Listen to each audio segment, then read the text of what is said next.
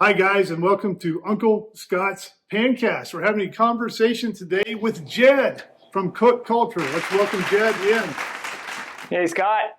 Thanks for having me. How's it going, Jed? And today we're going to talk about all kinds of things going on. Jed's got a little bit of a Hexclad controversy going on. Here at Uncle Scott's Kitchen, we've been talking about the Matfer controversy. We're going to talk some Smithey and all kinds of good stuff. So let's jump in and get started. So, Jed, how are things going at Cook Culture? Things are great. We're turning to spring up here, which is wonderful. We're up in the Great White North, as you know. So, Nice. we're just coming out of our igloos and the polar bears are starting to roam around. It's getting wonderful outside. I was on your channel the other day and I saw you had a video up about some, controversy going on with Hexclad. You want to kind of tell us what's going on? Because I know those Hexclad pans are very popular. I've never used one, but I know you're in the Hexclad hornet's nest at the moment. You want to? Yeah, so fair enough. Definitely. So a few years ago, when Hexclad first started marketing heavily, I started getting asked often, of like, hey, Hexclad. And just to back up a little bit, Scott, you know this, but some of the viewers may not know that I've been in this industry for over 30 years and I've been selling cookware since I was in my late teens and I'm now 50 years old. So I've been doing this for a long, long time. So I've seen this type of cookware come along several times, and What it is that Hexclad is, and the type of cookware that Hexclad is a promise to the consumer of something that never really materializes. So customers, we want a nonstick pan. That's why you and I try to educate people as best as we possibly can for people to use carbon steel and cast iron effectively so they can have a nonstick pan. People want it simple. We get that. That's why we do what we do. So that's the promise of a lot of nonsticks is that they're going to do X, Y, and Z in the nonstick space. And companies like Hexclad and others that came before Hexclad, they realize, this is my assumption. I'm just being really clear. This is my opinion. This is part of what the issue that I'll talk to you about in a second is that they make a pan that has some sort of longevity gimmick, right? We've done X to the pan and now it's going to do this and this and this. It's going to be great for you over a certain amount of time or forever. And it's always a inflated promise, and it has been. And the issue behind it is that all of these nonstick companies, Hexclad included, use a Teflon-like or even Teflon nonstick. And as you know, and I know, and a lot of people know, Teflon pans wear out. They just do. So as long as a pan, any pan, no matter what they're doing and trying to make it seem like it's better or going to have longevity, the nonstick material wears out. What they say, and what a lot of nonstick companies will say, well, if you use it within our manufacturer's recommendations, it will last a long, long, long time. And that may or may not be true. The reality is that is a very limited box that somebody's going to be operating within. So if you wanted to sear a steak, for instance, that's not included. That's not what they're saying. Okay, it'd be too high a heat, right? Okay. It's high heat. However, Hexclad does say, hey, you can treat this like a stainless steel pan.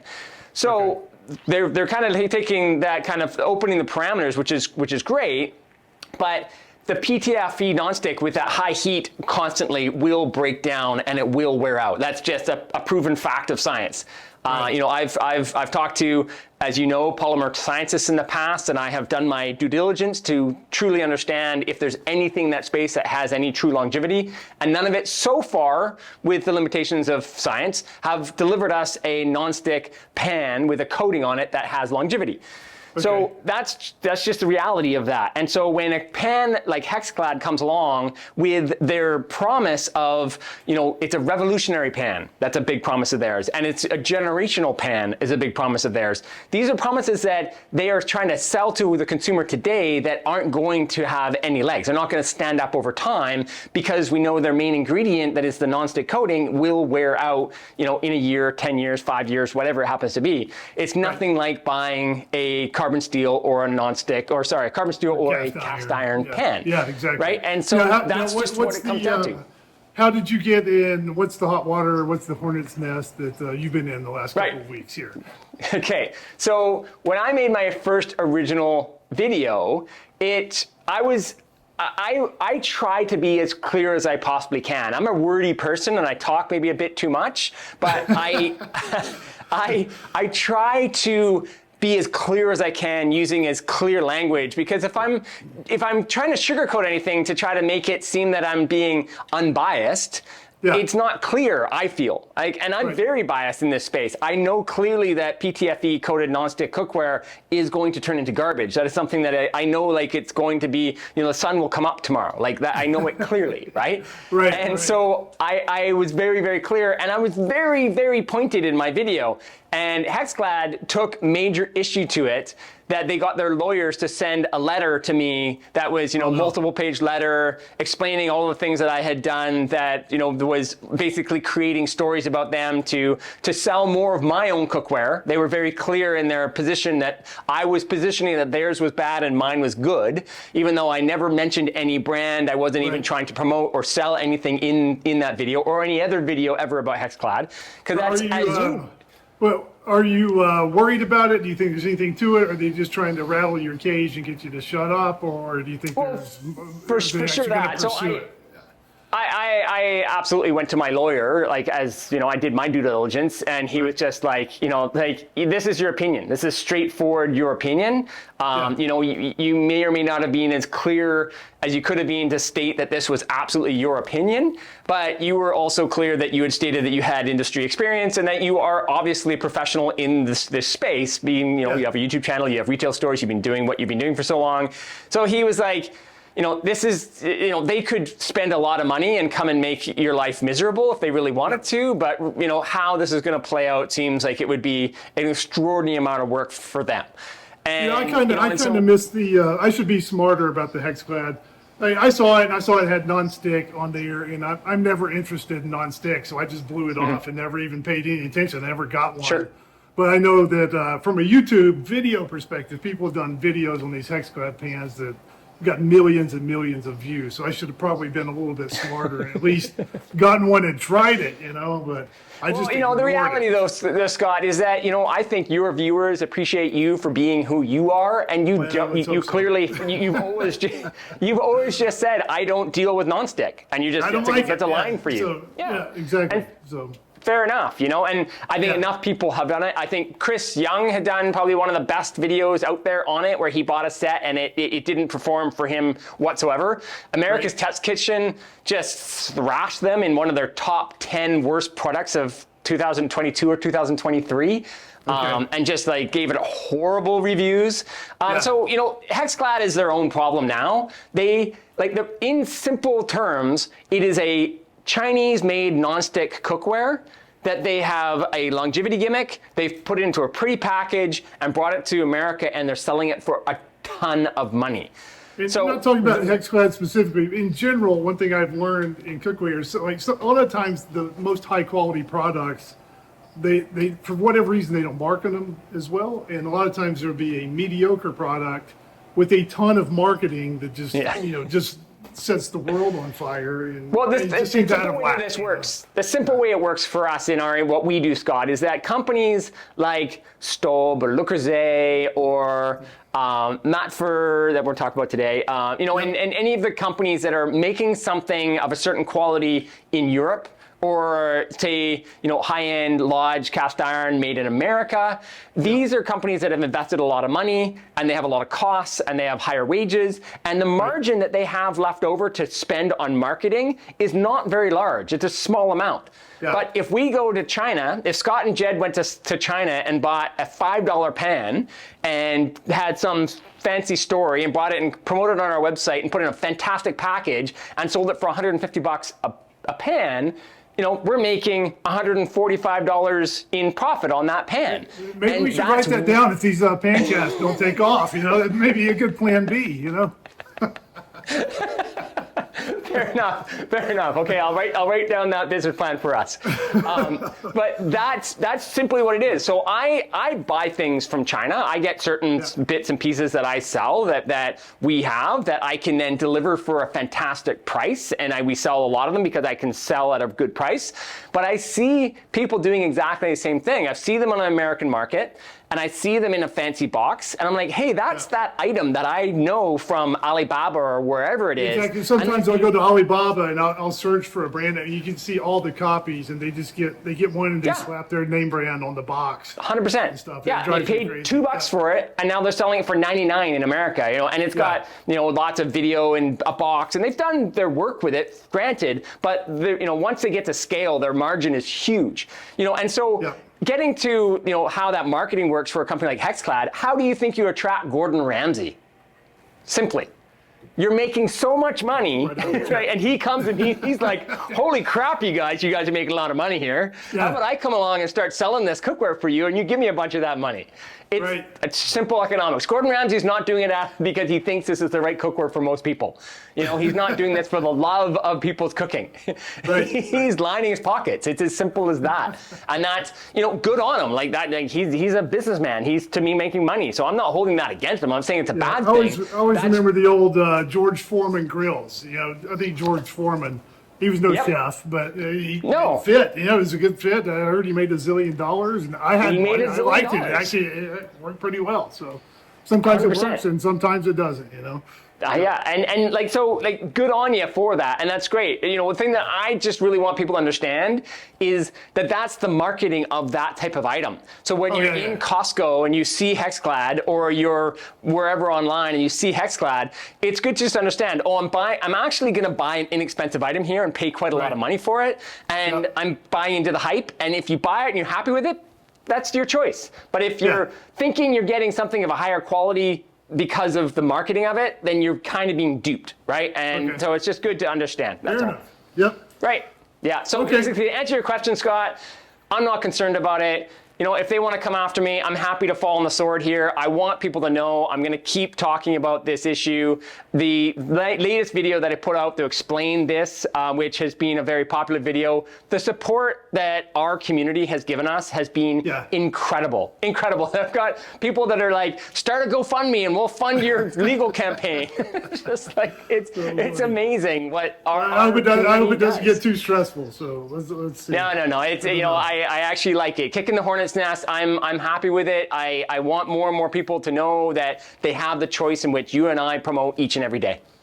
The other thing I've been kind of talking about, some of these type things, I want to move over to this Matfer issues, which I've been talking about on my channel this week, and I was going to kind of get your opinion on that. And in a nutshell, what happened was some Matfer pans got recalled over in France for apparently they can leach out chromium and iron and possibly arsenic over whatever the tolerance levels are.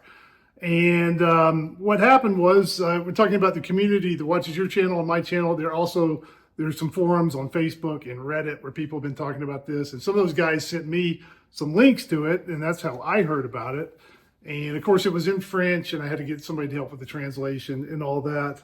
But apparently some of the pans were recalled in France, and the regulator said not to cook in them, and it was certain batches. And the controversy is, Matfer said, well, they're not recalled in the United States. And it's kind of a developing story, and I'm still trying to get more information. I'm supposed to talk to Matfer this week, and we'll see how that goes. But the first question everybody has is, well, if the pans are dangerous in France, why are they not dangerous here in North America? Is it just because we have more lax regulations? Is there something to be worried about? And people are worried about, are the pans safe to cook in? And I don't know yet, so I'm still getting more information.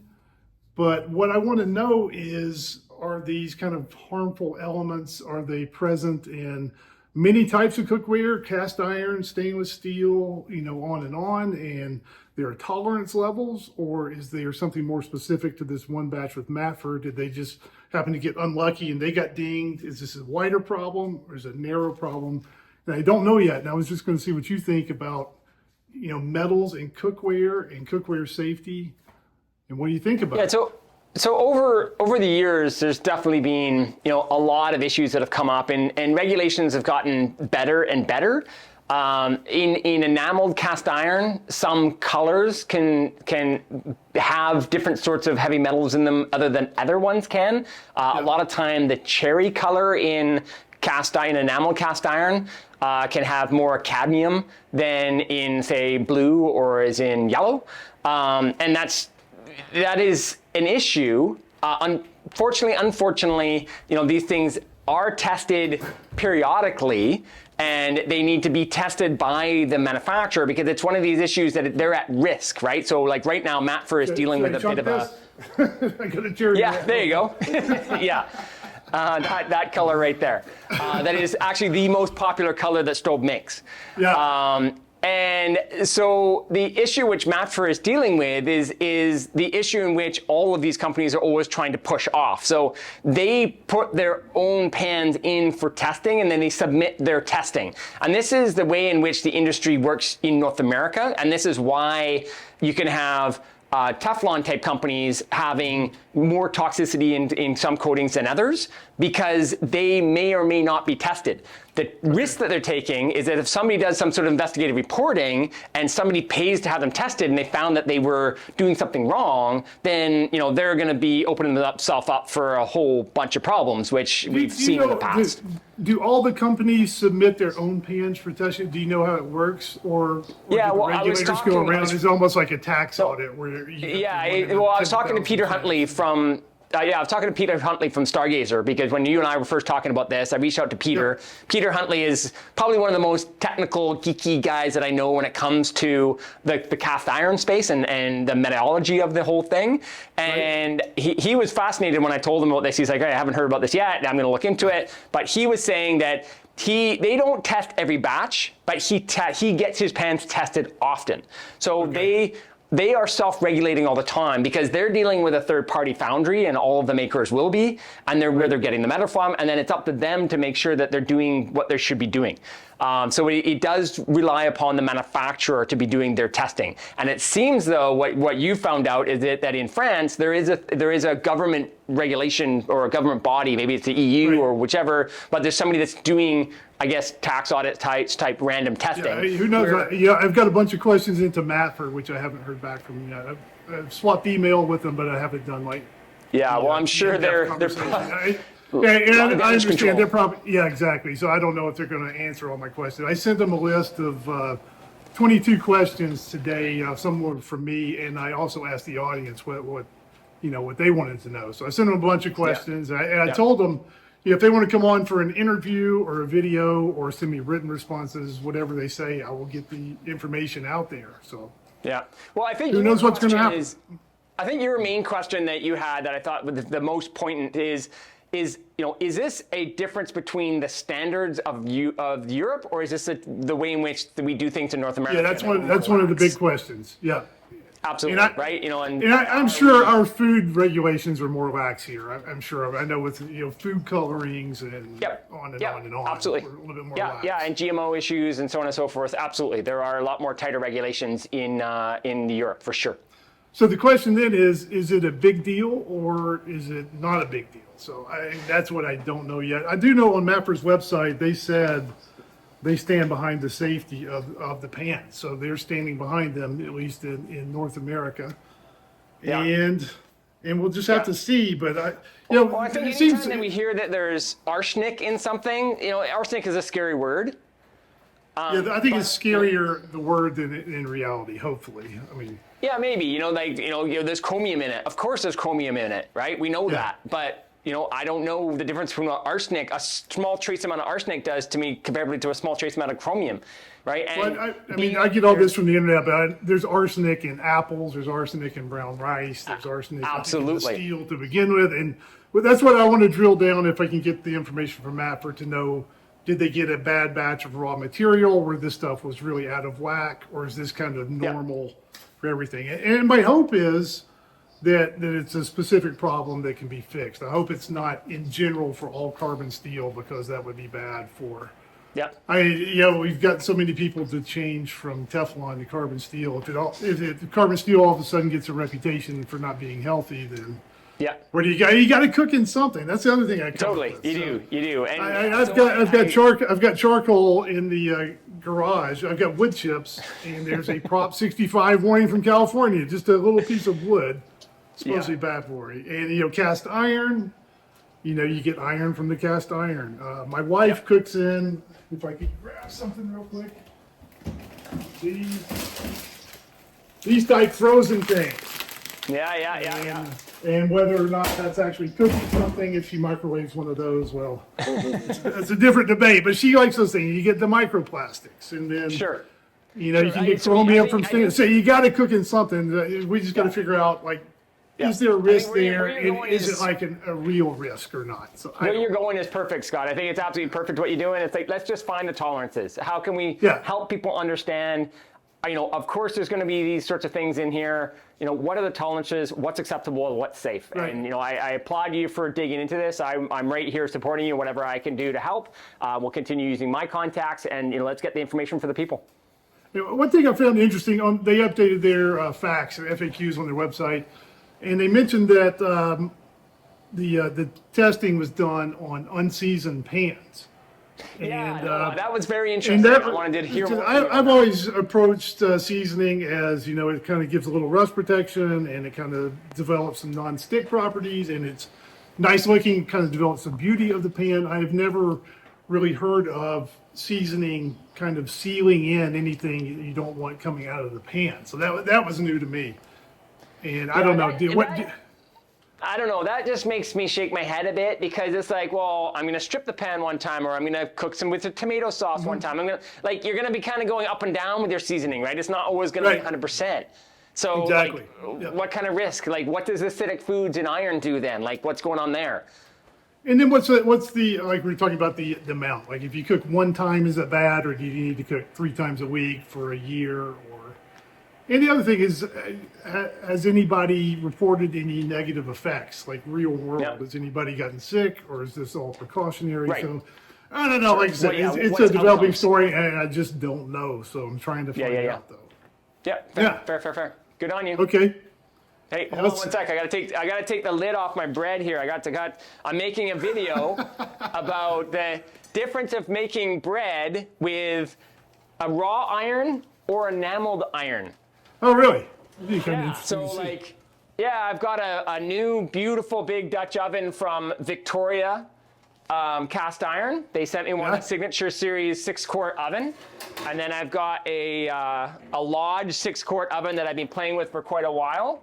Okay. And so I've got both of these guys, and they're both in the oven right now. I've got my double oven on, so I'm cooking them both. I'm trying to do them exactly the same and see if there's any real difference. Like, what do we get from the two? Yeah. So I'm making 2 different types of bread, and we're going to see which one is better. Do we get a sneak peek at the bread, or do we need to go to Cook Culture later to find out? Yeah, quick sneak peek. I can move my camera is going to be hard, but maybe it might be done. Don't want to give away the entire thing. Yeah. Let's see. I was also going to mention the Smithey. I've been working on a review of the Smithey. Yeah, awesome. Good on you. I don't know if you've used the Smithies, but I have. So that'll be the next big review coming up. Yeah, Smithey sent me a pan years ago, actually, and it was interesting at the time. So Smithey, they were new when they first sent me newish, and everything was kind of newish when they sent me a pan at the time. And they sent me I think it was like a country pan style. It wasn't the squared sort of pan like you have. It was more of a rounded sort of pan. That looks like a This is the carbon steel. No. This was years ago, way before they did carbon steel. So this is probably 5 years ago, and so it was interesting. I started using it, and I didn't love the seasoning. I struggled with their seasoning for whatever reason. I feel like if there's a downside, it's harder. It's so slick for cast iron. It's tougher. Yeah, that could have been the problem. And on there. so I used it to a certain degree, and then I just never really loved it. And then my father-in-law kind of adopted it, and I never really kind of went after it. Because I love Smithey. I think what they're doing is excellent, and I love the carbon steel. I think they're great. And so I guess from my bias of loving the high-end boutique companies, I wasn't really into digging further into, if Smithey was having a seasoning issue at that point in time. I felt I could have really developed that seasoning, and it was an issue that I didn't really feel I wanted to make a bigger problem. I didn't think it was an issue. I I just kind of, I made a choice to kind of sidestep it. Just to be totally I frank found with you. the seasoning, it acts a lot more like carbon steel. You know, it's very slick, and the surface is very slick like a carbon steel. And it's kind of interesting. I've got the farmhouse, their carbon steel skillet. And Yeah, what do you think of their carbon steel? I haven't used their carbon steel. What do you think of their carbon? I like it. I mean, the question with the Smithey and all the high-end stuff is always, you know, once you get above the price of a Debouillet Mineral B Pro, are you getting incrementally better performance, or is it more of an artisan type thing? So I think it's definitely, I mean, it works very well, and I think it's really unique looking, and it's an artisan thing. But whether or not you want to spend $300 for a carbon steel skillet when you can get a high-end Debouillet for 120 or whatever, that's more of a personal choice there. But it's unique, and it works well. It was non-stick. I mean, my first egg slid, and I've never stuck anything in it. I actually did a French omelet in it. But you can, on the surface of that carbon steel, right? Yeah. Yeah, the carbon steel, it actually has more of a texture than the Smithy cast iron. So I think that's kind of interesting. So do you think that the Smithy went a little too far on the polishing on their cast? Too far. No, it's very slick. The only downside is maybe the seasoning is a little bit more fussy, almost a little bit more like carbon steel than cast iron, I would say. Okay. But as far as it took me a couple of eggs. It took me 4 eggs to get an egg to slide, and it was all just learning how to get the pan preheated. And once I learned how to get it preheated, you find it too is heavier than you were used to, or because you use carbon more often? Well, just comparing the Smithy carbon steel and the cast iron, the carbon steel I can get preheated and have my egg sliding and done start to finish in maybe 3 minutes or so, 3 minutes and a half. The cast iron, to do the same thing in it, it's about probably 4 or 5 minutes of preheating to get it preheated evenly. And what I found to do just through trial and error on this gas cooktop is I would heat it for 2 minutes, then I would turn it off and kind of let the heat dissipate out through the cast iron for a while, because it's very thick and heavy, and it's not like copper or aluminum or anything as far as spreading the heat. Let that spread out and then heat it for another minute, and then put in my butter and egg after that. But it's a good 3-4 minutes, and then it's very nonstick. So it's actually quite surprising for cast iron. I don't know. Good. That's kind of the nickel update on that. What about what have you found with the original seasoning, factory seasoning, with the durability? It lasted 4 or 5 cooks. I've cooked. I keep track of all this. I've cooked in it 20 times, and I think somewhere around cook number 5 or 6, I cooked some. I think it was bacon, and for whatever reason, bacon kind of took some of that original seasoning off, and I re-seasoned it after that. And I made some cornbread in it. You know, cast iron, you got to make some cornbread, and a lot of times, that's essentially like halfway doing a seasoning anyway. So, I mean, I had the pan heated up for a half hour, then I put in Crisco, and then the batter. It came out. There was still a lot of grease left in the pan. What I did was just kind of wipe most of that out and put it back in after I got the cornbread out for another half hour or so. And that kind of did a pretty decent seasoning right there. And then actually on their website, they talk about stovetop seasonings, which you don't hear too many people talk about with cast iron, but I've done a couple of those, just kind of touch-up seasonings, and it seems to be coming in. It's a little bit tougher the more I've cooked in it, so which is right. And the advantage, you're using gas, so that's an advantage for you, definitely. Like if you were on your glass top or using an induction hob, that seasoning it's okay, but oven seasoning is superior than using a glass top when it comes to a seasoning. So I've cooked in it 20 times. I mean, a lot of different stuff, and I've done 1 oven seasoning and I think 3 touch-ups, and that's what it looks like. Yeah, it looks new. It's a little darker than when it came in. I don't know if it comes through on the camera, but definitely darker. Well, it looks gorgeous. Yeah, good looking pan. The question on the Smithies is, I think this pan is $210 at the moment. you can get 7 lodges for that. So when it comes to value, it's this high-end artisan stuff is never going to be a value. It's just a question. If you've already got a ton of lodges and you like cooking, you want to add an artisan piece or two. As you know, right? I sell lodge. I have lodge on my retail floor, and I sell Stargazer, and I sell Field. And so those are yeah. And so I have customers. They come in, they look at a lodge at $60 Canadian for a 10-inch skillet, and then they look at $225 for a number 8 Field, and they can easily do the math. But they touch and feel, they have them in their hands, and 4 out of 5 times they're walking out with a Field. Oh, wow. Okay. Part of it is that they're shopping at boutique, and people that go to a kitchenware boutique, and they're not a hardware store, they're looking for a better quality item. That's just, so that's going to make that choice when they're coming through the threshold. And those types of people are not looking so much for value, but if you're going to a Costco or to a hardware store, you're probably wanting a functional value item, and that's where Lodge definitely fills that bill. And I happily and proudly sell Lodge. It's a great cookware, but I got one at Costco. I think it was an 11-inch Lodge at Costco for like $16.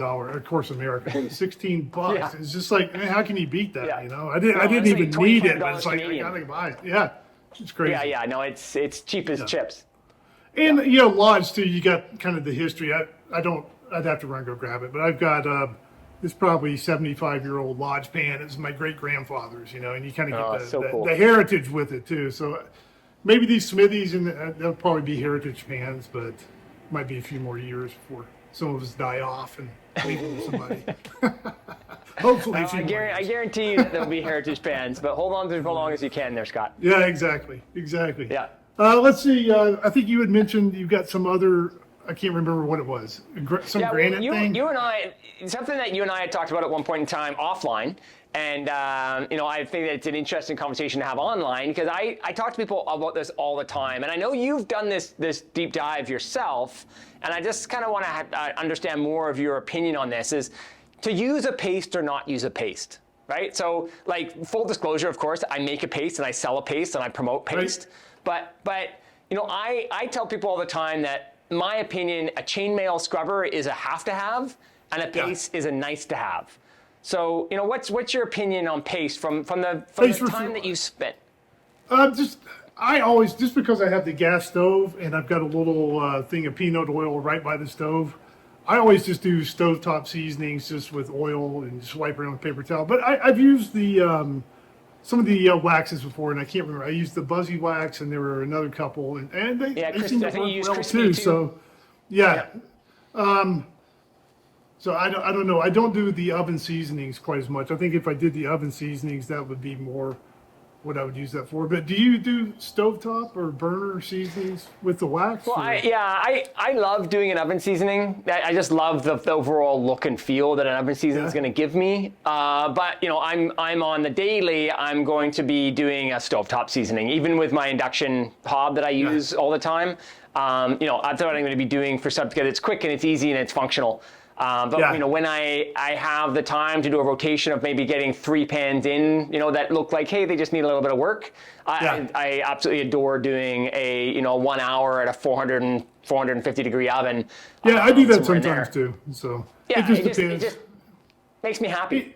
A lot of times, if I get a new pan and I'm doing a review, I'll do it both ways just to show people that they can do it either way if they want to. And they both seem to work well. I like on the gas stove, I feel like I get a pretty good coating up the sides. I guess that's more the benefit to the gas stove top. Yeah, and the bottom, it's a nice way to do the bottom without creating a lot of, it's hard. You and I have had the conversation about creating too much smoke as we're seasoning.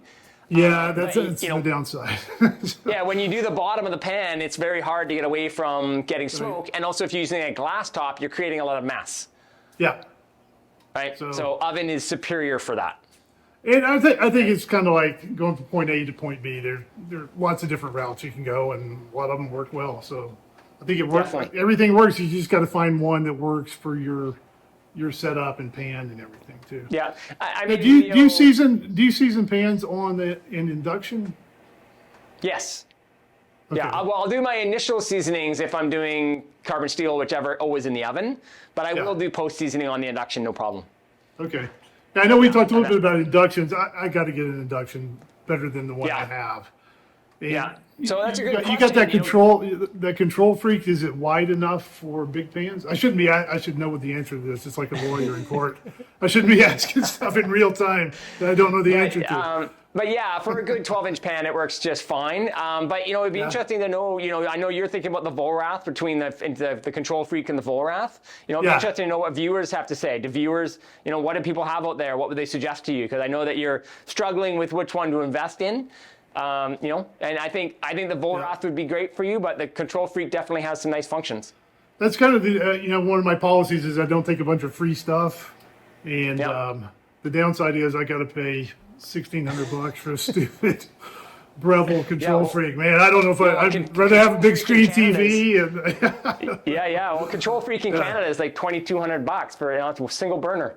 That's real money, you know. So that's not like $70 for a frying pan. That's real money. And so I don't know. And then if I get the other one to compare it, I don't know. Not to fair enough. Do some fast talking with the wife on this one. I don't know where she sees the credit card bill. Oh Lordy! All right. I'm trying to think what else. I don't know. Let's see. We've been going almost 40 minutes. I don't know if anybody will still be awake at this point. Yeah, we'll cut. We got lots to cut, so that's all good and fun. Okay, so let's see. Let's wrap up. Anything big going on at Cook Culture people should be looking for? I know the bread video. What else is going on? Yeah, so let's see with that. Okay, so what's going on? What else is going on in Cook Culture? So, you know, definitely bread video, you know, trying to help people always, you know, how are we spending our money? If people are going to spend a bunch of money on a cast iron oven, should it be a raw oven or should it be a enameled oven? That's always a question that people give me. You know, they're like, I'm not sure, like, should I buy a Lodge at $100 and should I buy a Le Creuset at $300, right? So that's something that I'm just trying to work through to help people understand where the differences are. You know, most people watching here is going to know the big one is that you can't use or you shouldn't use too often a raw oven with acidic foods. And when you have an oven and you're creating, you know, stews and that sort of thing, you know, acidity is something that you're going to be dealing with often. So that's where an enameled will always win. But, you know, what would be the other considerations is what I'm getting into, right? So that is something I'm working on right now and having fun with. And then continuing on with, you know, where is our best choice for a non-stick style cookware? So I had mentioned to you earlier that our place now has a new titanium finished saute pan. I don't know if you said you hadn't seen this? Oh, that's what I was at. Yeah, I have not seen that. Is Our Place the brand? Yeah, so Our Place is I'm brand not familiar they came out with they came out with the Always pan. Remember the Always pan that was that, like, you know, Oriental made coated aluminum ceramic nonstick pan that was like a 7-pan-in-1 that was.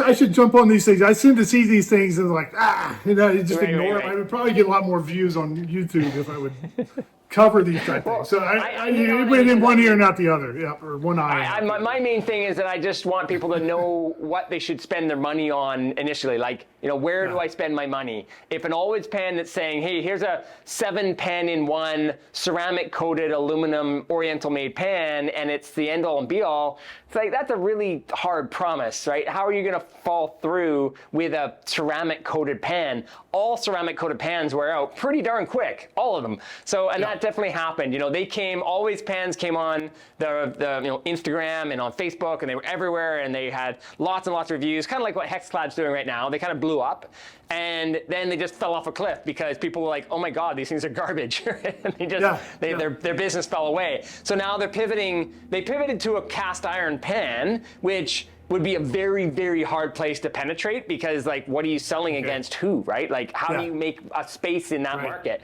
So what they've done is they've come to market now with a titanium finished pan. I need to get into it more. I've got one on order, and I'm going to have it on the channel because their promise is that this is just a titanium finish to a stainless steel pan that creates a nonstick result. I need to see this to know if this is real and talk to you about, the reality of this actually happening. What about titanium? Is that okay to cook on? And can you get titanium in your system? Or is it, titanium is it not too bad? hardens the pan. Is as far as I know, it doesn't have anything from leaching or anything leaving the pan, but it hardens the steel to make the steel more durable. So when you have your kind of lead-in frost effect, you can create that kind of non-stick band within stainless. It works even better. It also doesn't stain as much or it doesn't discolor as much, and it's easier to clean. So there's lots of benefits to titanium finished cookware. And there's a few different brands out there that do titanium in their stainless steel already. And this seems to be that next step again, that they somehow have created a non-stick finish with titanium. And that's as far as I know. So I need to get this in my hands and start playing with it and see if, maybe they've come to market. I'm very negative against non-stick because I understand clearly what's available is garbage. Right. I'm ready to change my opinion if I can be proven wrong with some new technology. I'm totally fine. So if this is it, that's great. Okay. That'll be interesting to see. I've never seen one of those, so I'll check it out. Our place, right? Okay. I'll give that a check. Yeah, our place. I'm pretty sure that I'm right on that one. Yeah. All right, cool. So I'm going to wrap it up. Was on the bill. Yeah, excellent. Thanks, Scott. Thank you, Jed, for being here. Everybody check out Cook Culture. Thanks to Jed, and we'll see you again next time on Uncle Scott's Pancast. Awesome.